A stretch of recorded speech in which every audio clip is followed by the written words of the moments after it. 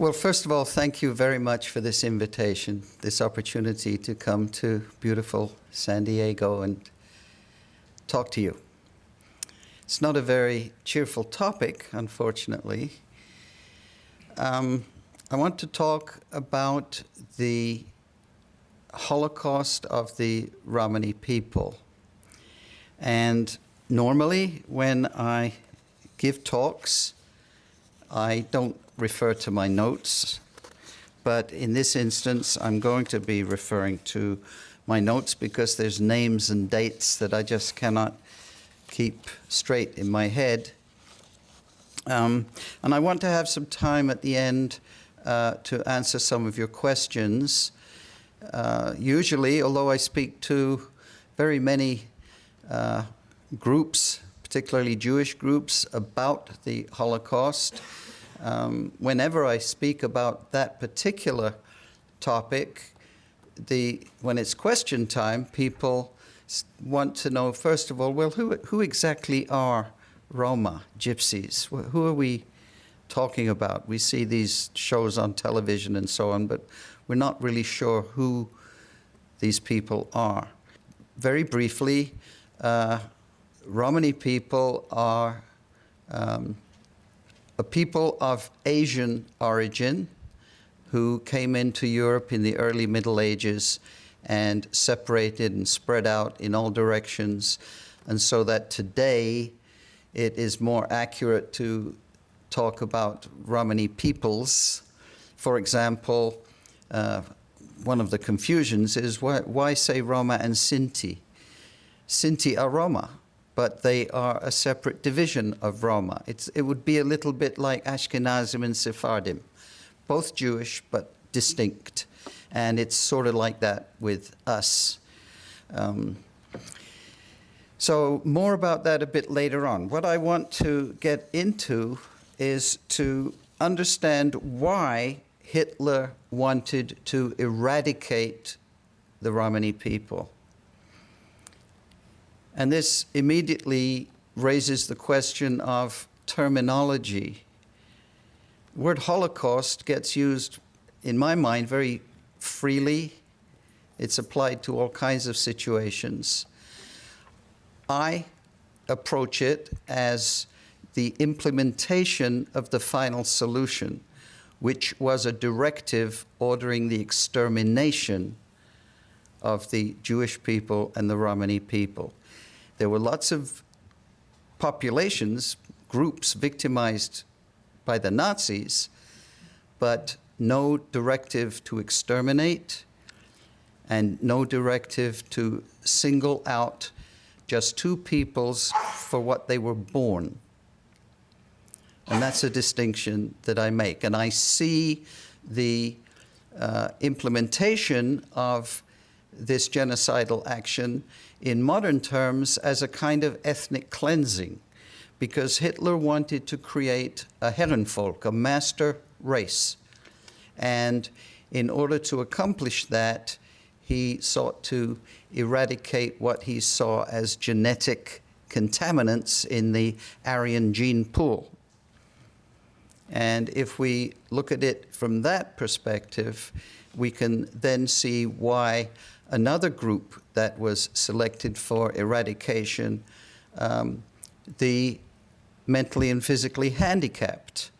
Not a people as such, but nevertheless people regarded as being genetically defective and therefore in need of eradication.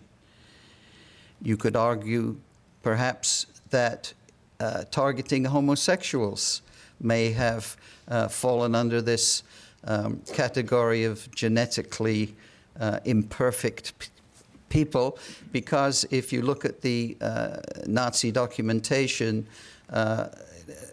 the male homosexual population was also regarded as somehow genetically imperfect. That didn't extend to the homosexual female population, and it wasn't a program of annihilation, but still, if we look at it in terms of cleaning up the gene pool, then we can see a bigger picture. The Romani people, my people, have never tried to take anybody else's land, have never started a war, have never been a political or an economic or a military threat to anybody. And perhaps this is the difference between the rationale for targeting the Jews as opposed to targeting the Roma. In the case of the Roma, it was purely a racial motive. Jews, it was racial too. They created a peculiar pseudoscience, as most of you know, measuring earlobes and nostrils and what have you. There are some pictures on the table there of that kind of genetic science. Jews were a threat in a great many other ways, political and so on. But for my people, it was none of that. It was purely a racial issue for the Nazis.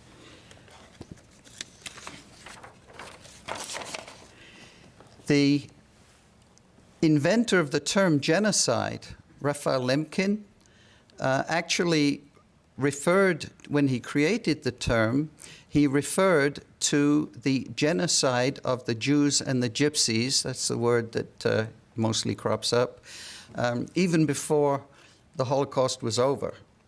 He recognized that the Jews and Roma were being singled out for genocide. But following the end of the Second World War, there were no Roma who were able in a position, either factually in a position or educationally in a position, to speak out for what had happened. No scholars.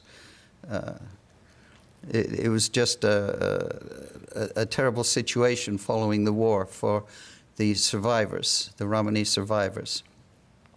And so very little made its way into the public knowledge about what had happened to the Roma. In fact, until as late as 1947, there were some Roma, particularly Sinti Roma, who stayed hidden in the abandoned concentration camps, fearing arrest because the pre-war laws against Roma were still in effect. And if you had no papers, no proof of citizenship and so on, you were liable for arrest.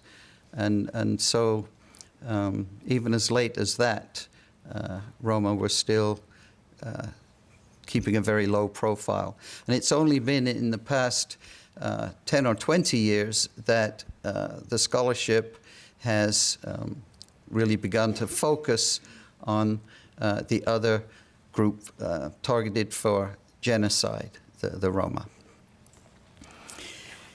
To understand then why this attitude, this disdain for the Romani people existed in the minds of the Nazis, we have to go back a very long way. We have to go back to the beginning of the arrival of Roma in Europe, particularly Northern Europe.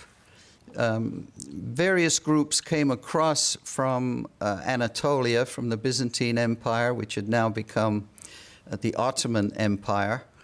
And the Roma, when they arrived in the south of Europe, were initially confused with the Ottoman Turks, representing the Islamic threat to the Christian world. The southern Europeans, of course, realized very quickly that the Roma were not Turks. They weren't Muslims. They didn't speak Turkish. But when that population moved further north into German-speaking Europe, nobody had seen a Turk. And when the dark-skinned Roma showed up, they were assumed to be Turks or spies for the Turks. And laws began to be instituted even in the 1400s. And they were pretty harsh laws. They they mostly forbade Roma from taking up residence, and forced them to keep on the move. And those laws have gone on ever since. If you, one of my books, or book with my essays in, called Danger Educated Gypsy, there's a chapter in there about the relationship in this country between law enforcement and the Romani American population. And there are a lot of American laws against Roma, believe it or not, the last of which we managed to have taken off the books in 1998 in New Jersey. And although you could say, well, these are old laws, surely, and they go back a long way. They go back even to colonial times. But they are as new as the most recent time that they were used. And they have been used up into the 1990s to keep Roma out of this or that county or even state. So we find the beginnings of the antagonism going back for centuries. And we could add other factors too. The Romani culture is shielded from non-Roma. We have a word for people who are not Roma, which is gaje. And with cultural beliefs inherited from Asia in place, in conservative Romani culture, we regard non-Romani people as not physically unclean, but spiritually unclean.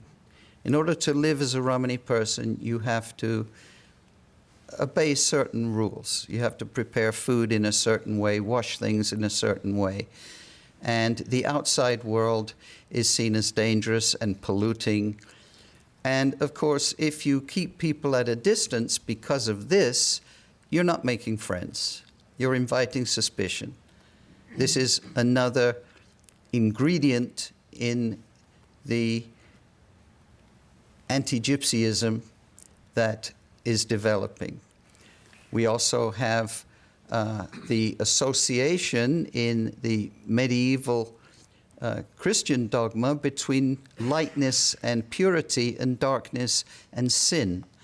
And we rely on medieval church records a lot. This is one of the places that actually kept written records for our evidence of the presence of Roma in different parts of Europe. And so often the descriptions relate the dark skin, the dark hair with sin and dirt. So another factor. The fact of not having a country, the fact of being an eternal outsider, a stranger always, wherever you are. We saw this in the 90s in the Balkan Wars when the ex-Yugoslavia was breaking up. We have Serbia, Bosnia, Croatia, and so on, and each one kicking out non-ethnics. If you're a Bosnian in Croatia, go to Bosnia, get out of here. If you're a Croatian in Serbia, go to Croatia, get out of here. But if you were a Rom, where do you go? There is no place to go. So all of these things together over centuries have culminated in an overall suspicion and fear of Roma. There is, of course, the other aspect, the romantic one, the Esmeralda and Carmen, but that's fiction. The reality is much more horrible. I just got back from Slovakia last week. I went there for the State Department to monitor the racism there, and it is horrible, and it's getting worse. It has to be addressed.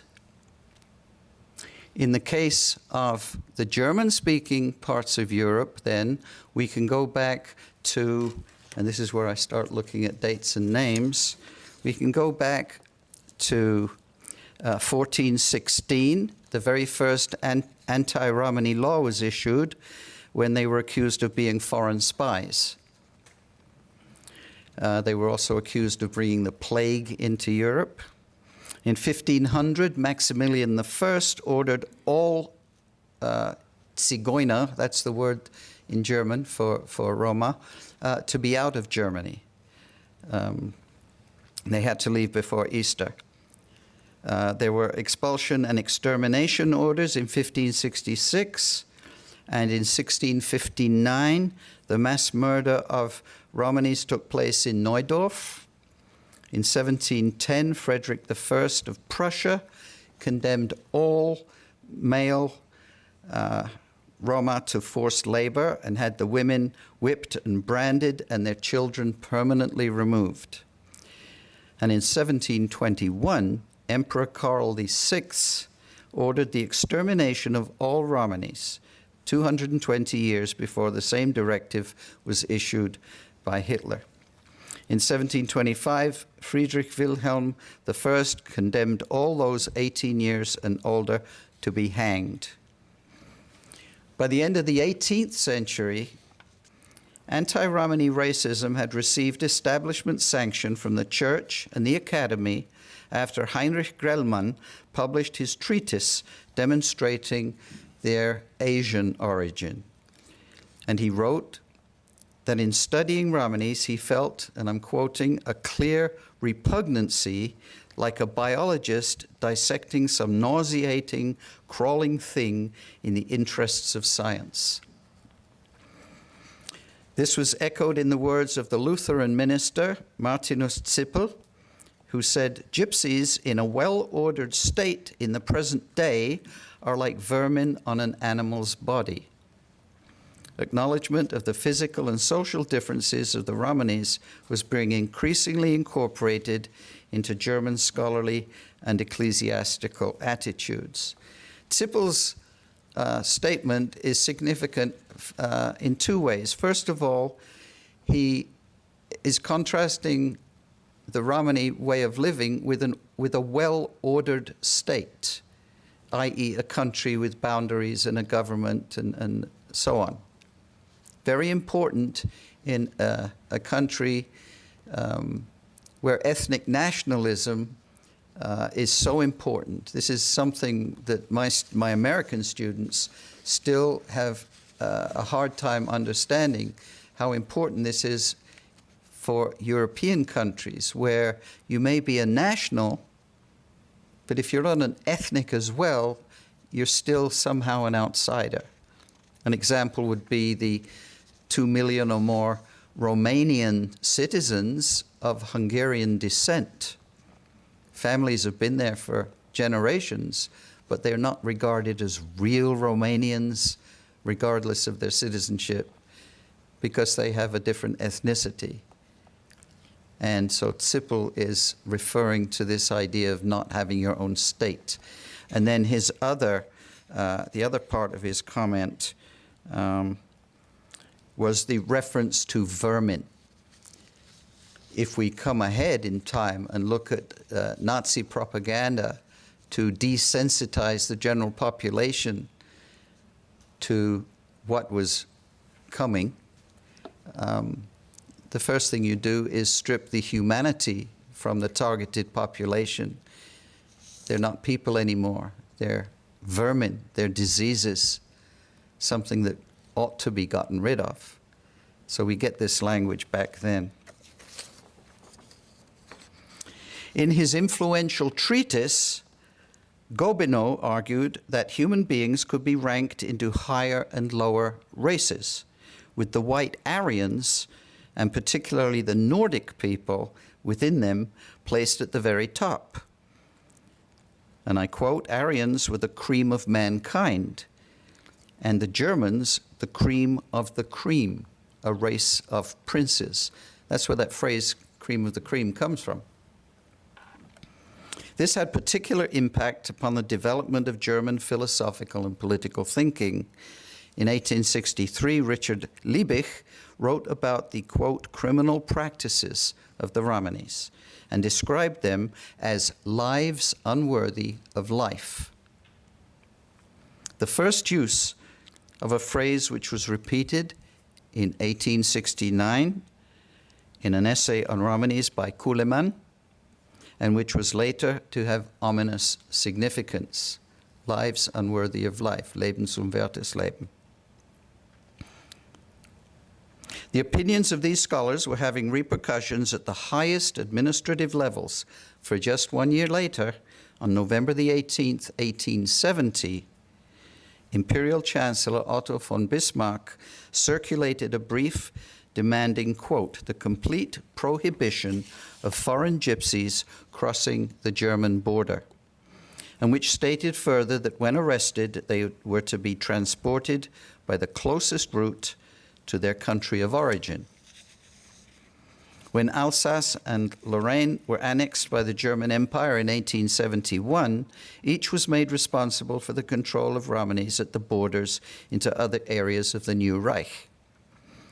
Charles Darwin, also writing in 1871, used racist language in referring to, quote, the uniform appearance in various parts of the world of gypsies and Jews, which contrasts sharply with all the virtues represented by the territorially settled and culturally advanced Nordic Aryan races. Once again, that reference to having a country.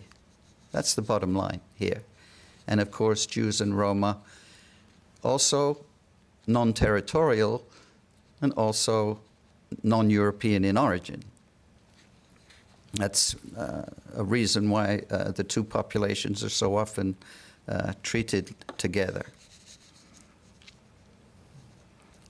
Basing his ideas on Darwin, Cesare Lombroso published his influential work, L'uomo delinquente, the criminal man, in 1876, which contained a lengthy chapter on the genetically criminal character of the Romanis, whom he described as, quote, a living example of a whole race of criminals.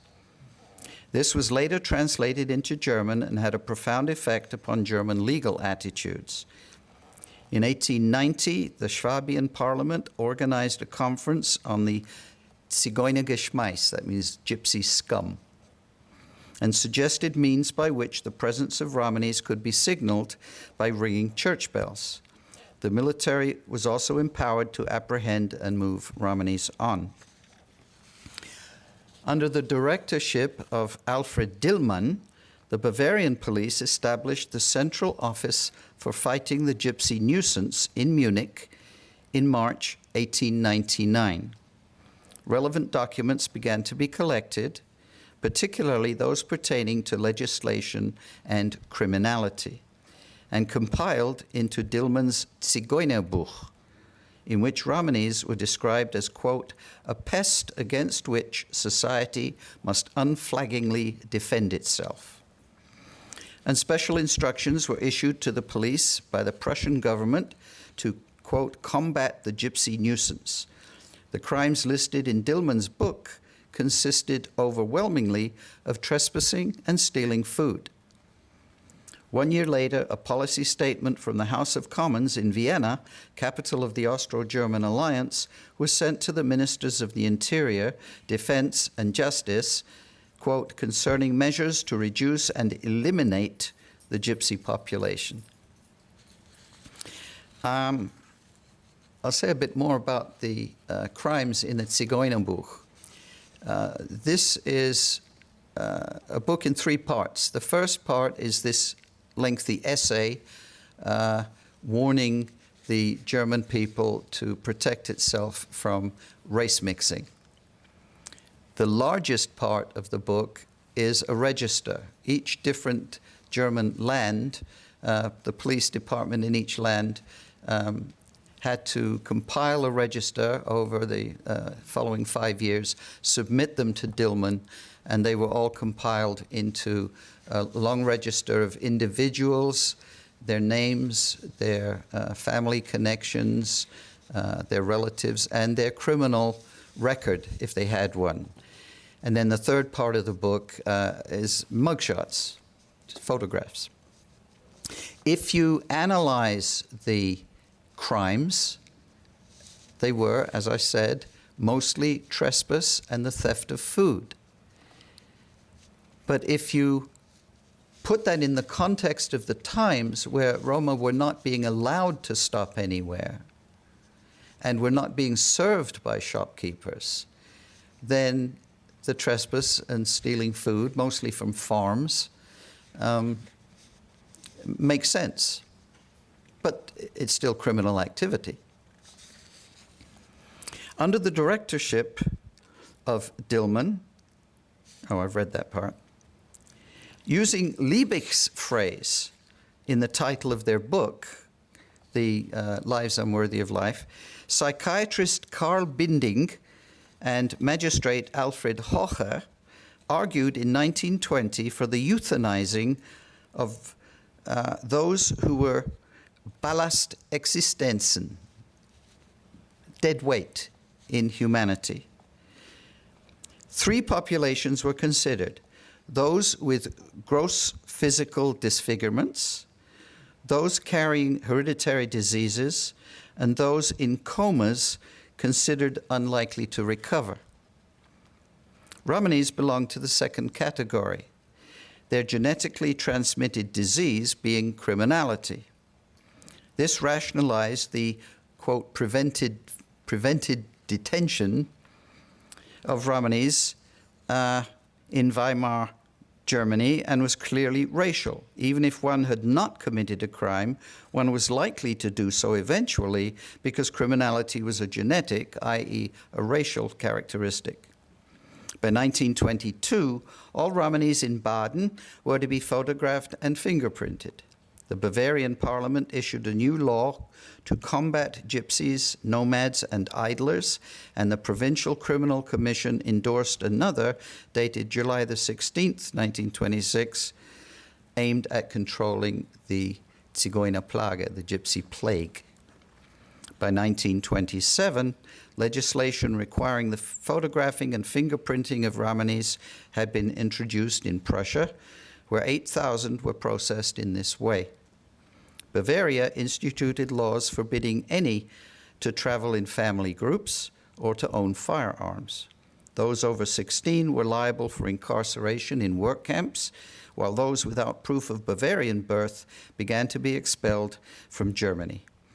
In further direct violation of the Weimar Constitution, which guaranteed equal rights for all citizens, after April 12, 1928, Romanis in Germany were placed under permanent police surveillance.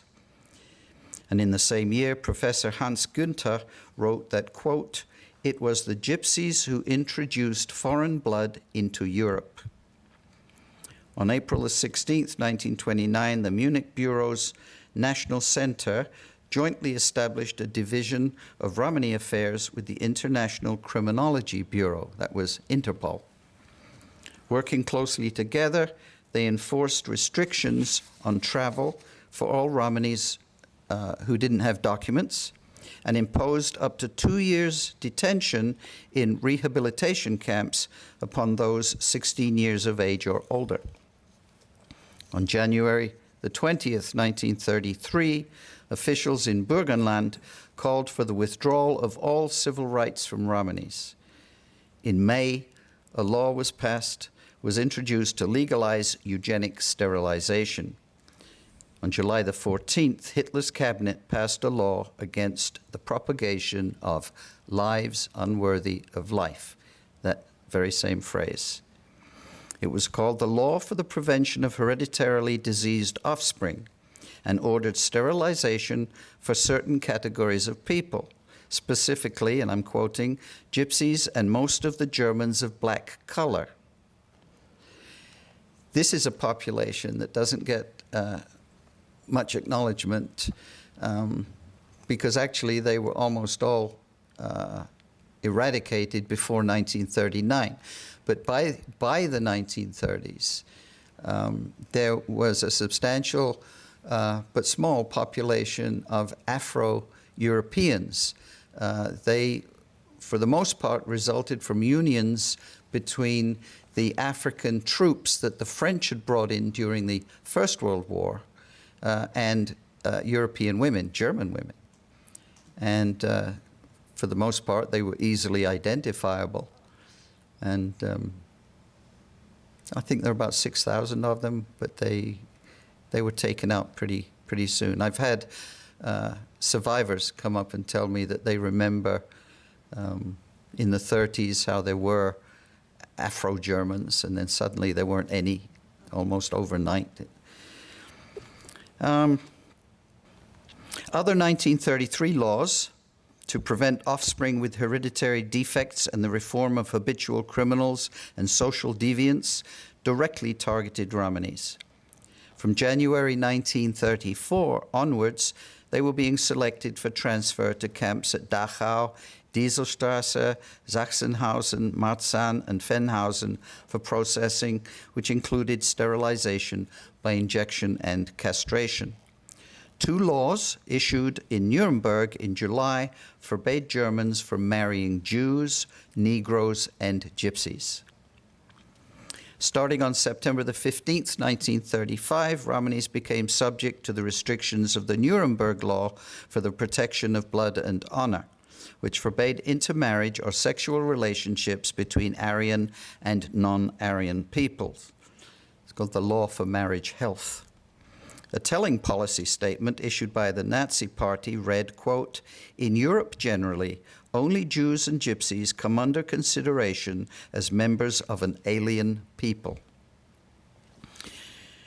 The earliest Nazi document referring to the introduction of the total solution of the Gypsy problem on either a national or an international level, end of quote, was drafted under the direction of State Secretary Hans Pfundner of the Reichsministry of the Interior in March 1936.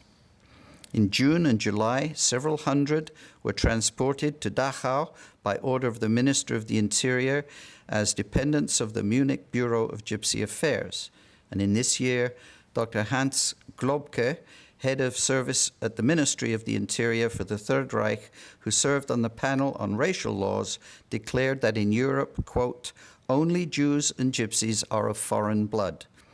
And race hygienist Dr. Robert Körber wrote in an essay entitled Volk und Stadt that, quote, "the Jews and the Gypsies are today remote from us because of their Asiatic ancestry, just as ours is Nordic." This sentiment was reiterated by Dr. Brandis, who wrote that besides the Jews, only the Gypsies are to be considered as an alien people in Europe. German Romophobia became transnational when Interpol established the International Center for Combating the Gypsy Menace, formerly the Bureau of Gypsy Affairs. The main Nazi institution to deal with Romanis, the Racial Hygiene and Population Biology and Research Unit of the Ministry of Health, was established under the directorship of Dr. Robert Ritter. At Berlin-Dahlem, the express purpose of which was to determine whether the Romani people were Aryans or subhumans, Untermenschen. In Berlin, Romanis were cleared off the streets away from public view because of the upcoming Olympic Games and placed in a toxic waste dump. Pamphlets were distributed to those attending the Games promoting anti-Gypsyism among the general public. In his address to the German Association for Racial Research, Dr. Adolf Wirth of the Racial Hygiene Research Unit said, quote, "The Gypsy question is a racial question for us today. In the same way as the National Socialist State has solved the Jewish question, it will also have to settle the Gypsy question once and for all. The race biological research on Gypsies is an unconditional prerequisite for the final solution of the Gypsy question." End of quote. This was further supported by Dr. Kurt Ammon, who stated that the Nazi policy, quote, "views the Gypsy problem as being foremost a racial one." Himmler thereafter put groups of Romanis at the disposal of a team of doctors for experiments on sterilization techniques. Ironically, the more Romani ancestry an individual had, the less threatening he was seen to be. Himmler's suggestion that a number of, quotes, pure Romanis be exempt and subject to, quote, the law for the protection of historic monuments for future anthropologists to study was mocked and never implemented.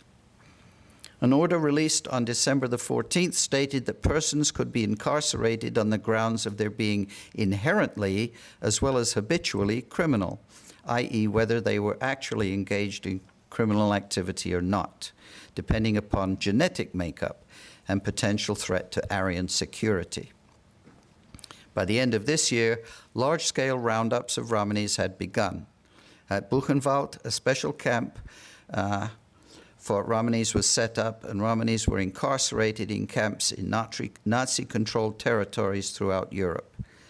400 were sent to Taucha, others to Mauthausen, Güssen, Dautmergen, Natzweiler, Stutthof, Flossenberg, Salzwedel, Ravensbrück, Düsseldorf, Lachenbach, Westerbork, Malin, and elsewhere. From 1937 onwards, the Wehrmacht High Command began issuing decrees ordering the exclusion of all Romanis from military service for reasons of racial policy.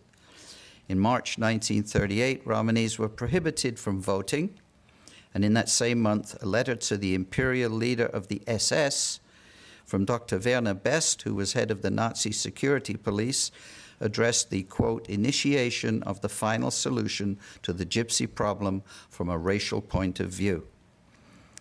The first official publicly posted statement to refer to the final solution of the Gypsy question, the endgültige Lösung der Zigeunerfrage, was also issued at that time, signed by Himmler, who also ordered the Bureau of Romani Affairs to be moved from Munich to Berlin. Between June the 12th and the 18th, Gypsy Cleanup Week, Zigeuner Aufräumungswoche, was in effect, and hundreds throughout Germany and Austria were rounded up and incarcerated. In Manwort, 300 Romani farmers and vineyard owners were arrested in a single night.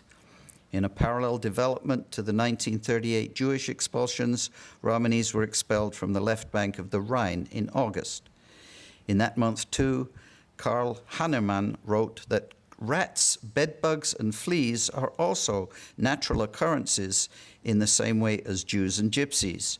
All existence is a struggle. We must therefore gradually, biologically eradicate all these vermin.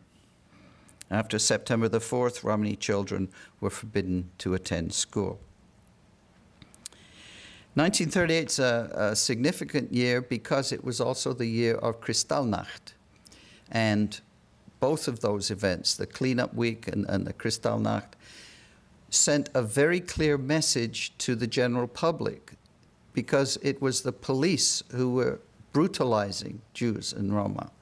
And the police are the ones who are supposed to protect us. But if the police could do it openly, it meant that it was okay.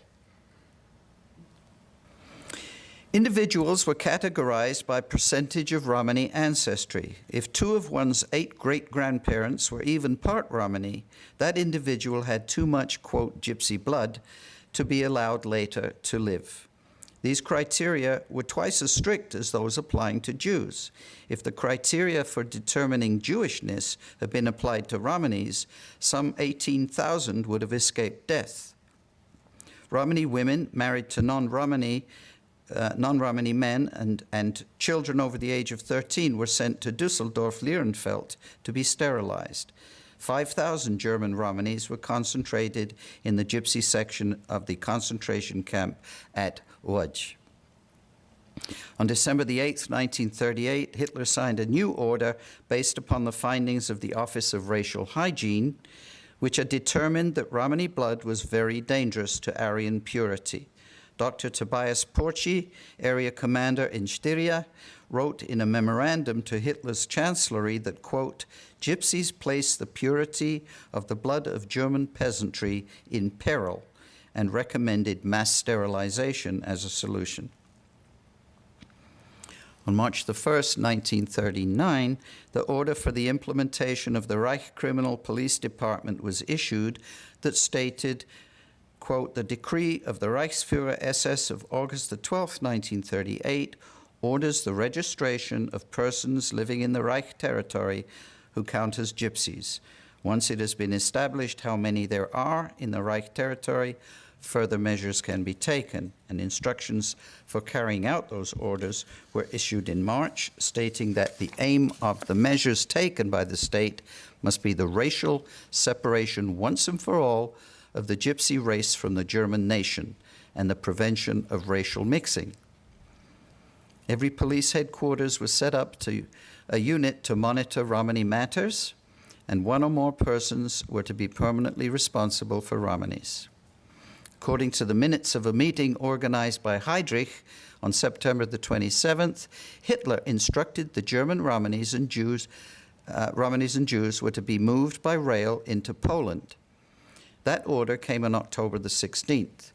Quote, "With regard to the transportation of the gypsies, we advise that the first transport of Jews is leaving Vienna on Friday, 20th of October, 1939, and 4 wagons of gypsies are to be added to that transport." In December, Hitler issued a new decree regarding these transportations, forbidding all, quote, "gypsies and part gypsies not already in camps from moving out of their area," and trains were subsequently reported moving east, packed with gypsies. Dr. Johannes Berendt of the Office of Racial Hygiene issued the statement that, quote, "All gypsies should be treated as hereditarily sick. The only solution is elimination. The aim should therefore be the elimination without hesitation of this defective element in the population." End of quote. Justice Reichsminister Tirak would later write to Bormann that he, quote, "intended to make the Reichsführer SS responsible for the prosecution of Poles, Russians, Jews, and Gypsies. Poles and Russians can only be prosecuted by the police if they lived in the area of the former Polish state prior to September the 1st. Prosecution proceedings against Jews and Gypsies, however, should be taken without observing these reservations." The first mass genocidal action of the Holocaust took place in January or February in 1940, when 250 Romani children in the concentration camp at Buchenwald were used as guinea pigs for testing the gas Zyklon B, later used for mass killings at Auschwitz-Birkenau. Nazis in Alsace complied with an order to round up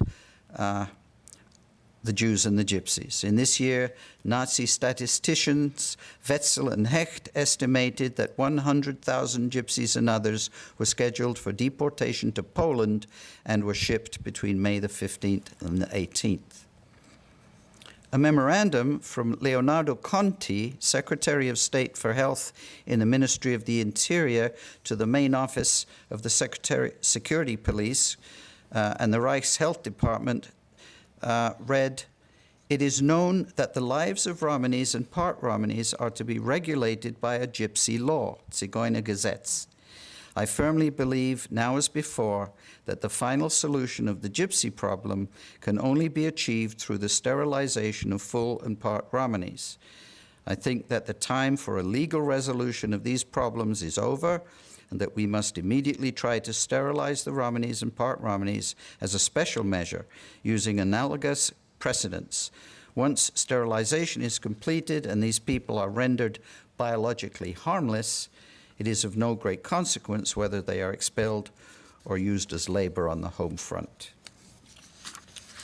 On May the 18th, Romanis were deported from 7 assembly centers in the Old Reich to Lublin, located in the general government.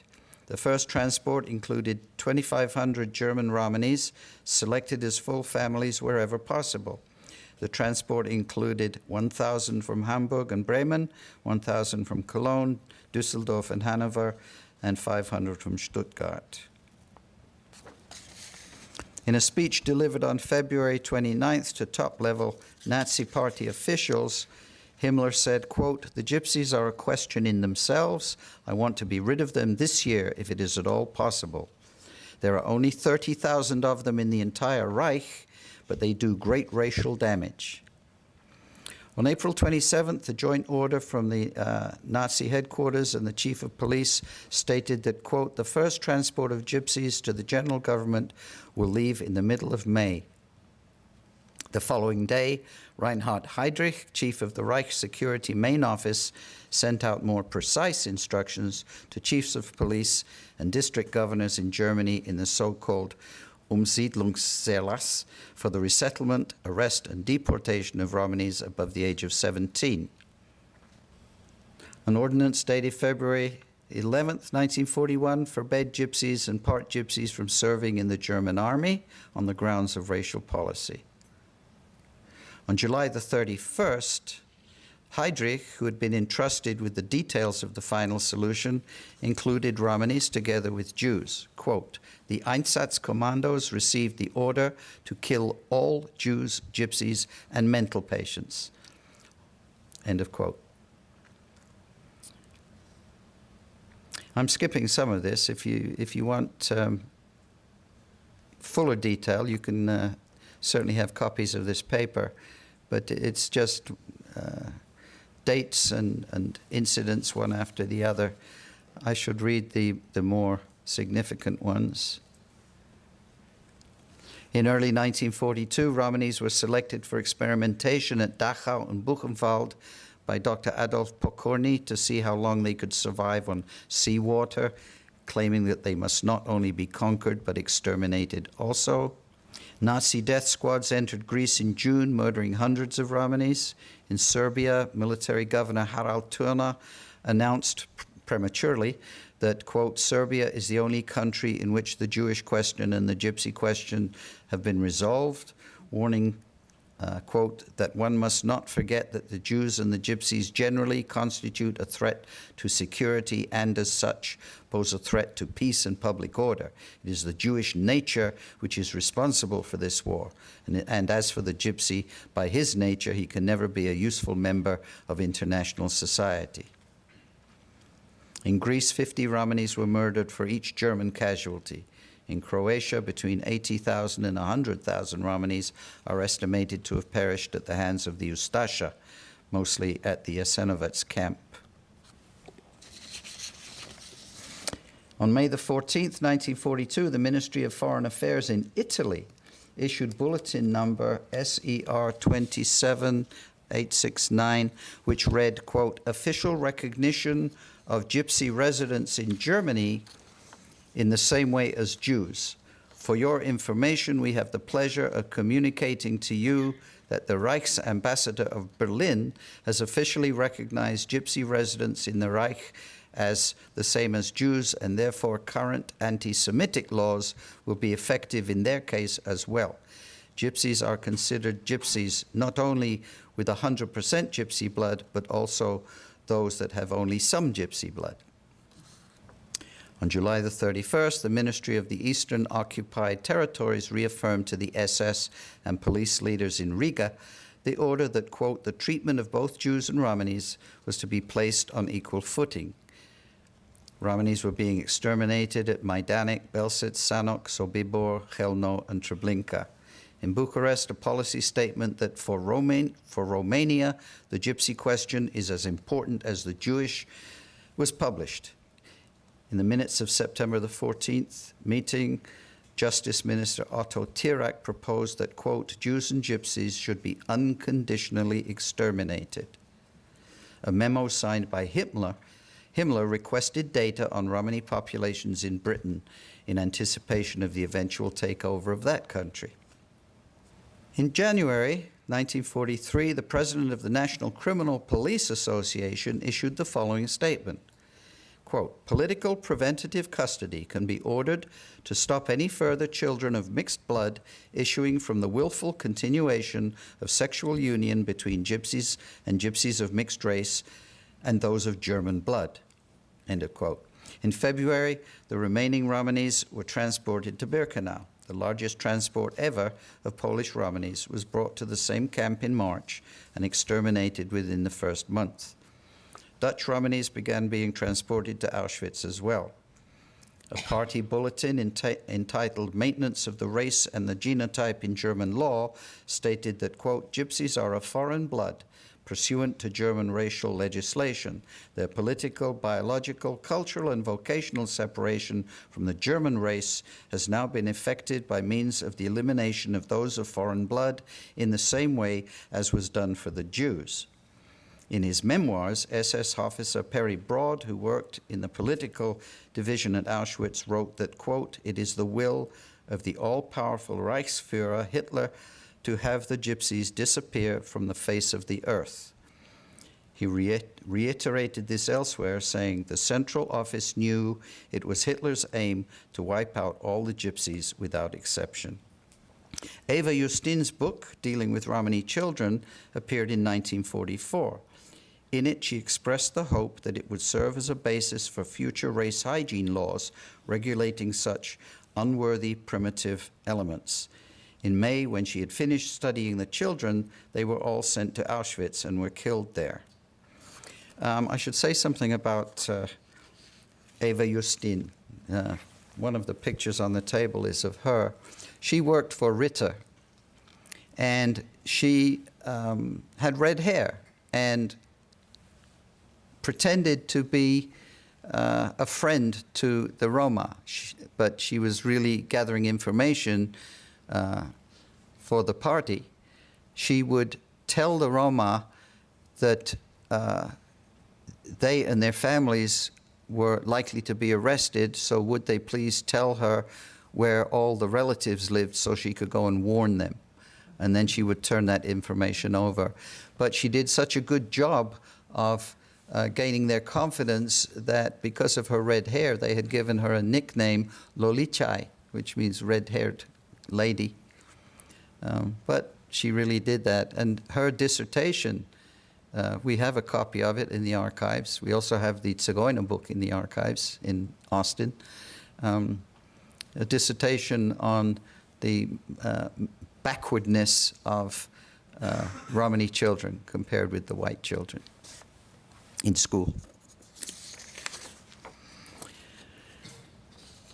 In the early morning hours of August the 2nd and 3rd, 2,900 Romanis at Auschwitz-Birkenau were killed and cremated in one mass action referred to as Zigeunernacht. On September 26, a further 200 Romanis, mostly children, were shipped to Auschwitz from Buchenwald and gassed 2 weeks later. Another survivor some time ago came and told me afterwards he survived Auschwitz, and he said he remembered Zigeunernacht and the greasy black smoke that hung over the camp from the bodies that had been put into the ovens, the Roma.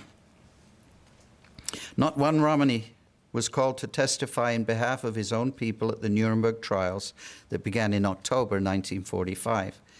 Current estimates now indicate that between 1.5 and 1.5 million Romanis died during the period 1933 to 1945.